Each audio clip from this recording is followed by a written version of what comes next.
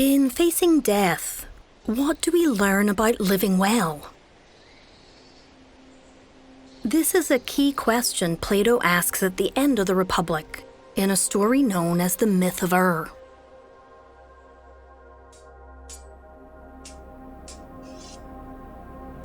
Ur was a Greek soldier who died on the battlefield.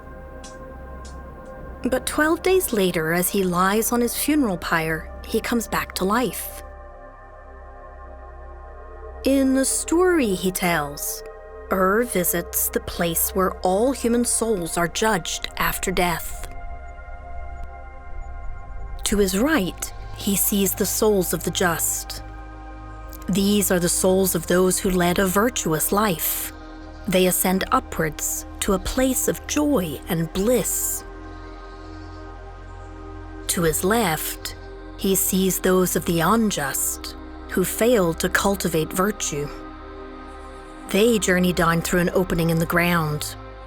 Their pain and suffering is just beginning. For 1,000 years, each soul reaps the consequences of their choices and actions on earth tenfold. The just receive 10 times the joy, and the unjust endure 10 times the pain. What Plato's getting at here is the idea of moral justice, that as human beings we're all eventually held accountable for our actions during our mortal lives. This is why the theme of education of the soul is so important to Plato throughout the Republic. It's not just about preparing to have a good job. Although Plato certainly expects everyone to find a role that's a good fit for them and their abilities, so they can each contribute in their own way to the good of society. At the end of the day, though, what education really needs to do is help us figure out how to become more just and virtuous. Because the future of our souls in the afterlife is at stake.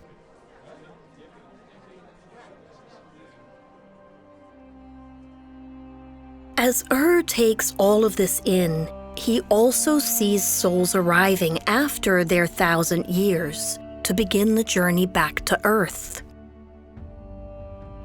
Each soul must now choose who it will become in its next life.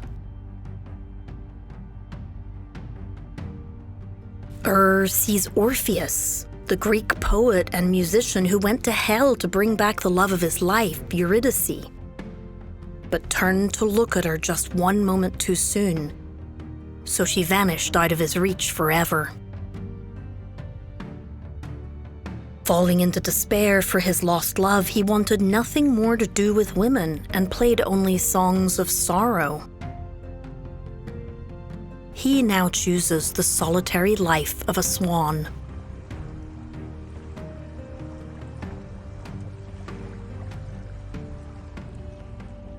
Ajax, the great hero of Greece during the Trojan War, recalls how he committed suicide when the Greeks refused him the arms of Achilles and gave them to Odysseus instead.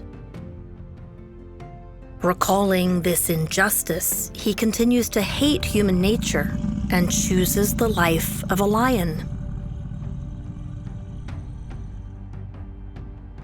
Atalanta, the princess who swore off marriage unless someone could beat her in a one-on-one race, cannot resist the fame of being celebrated as an athlete in her next life.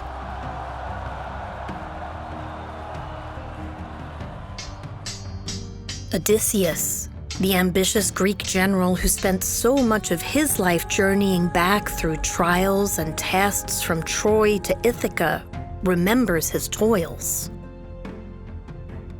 Disenchanted by ambition, he now chooses the simple private life of a man with no cares.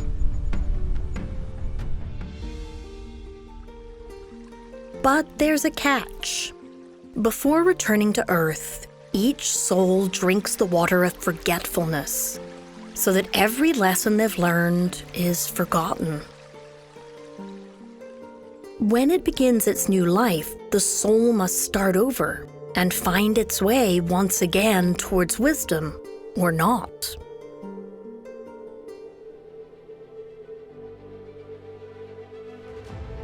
The message of the myth of is quite clear. This tale has not perished, says Plato's teacher Socrates, and it will save us if we obey its lesson. We must follow after justice in this life and virtue. Only then can we hope to enjoy bliss and reward after death. Plato tells us about what happens to the soul after death, so that we might rethink how to choose well in life.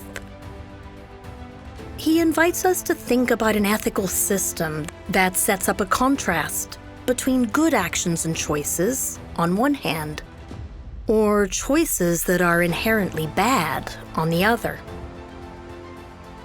It's a reminder that every decision we make has a moral weight and consequence. It's also an invitation for us today to think about how not only to pursue education in order to become a successful doctor, lawyer, engineer, entrepreneur, writer, parent, or teacher. Stories like the myth of inspire us to think about how to live well, how to grow in wisdom and virtue. They challenge us to think about what it means to make a positive contribution to others and to the world during this epic journey we call life.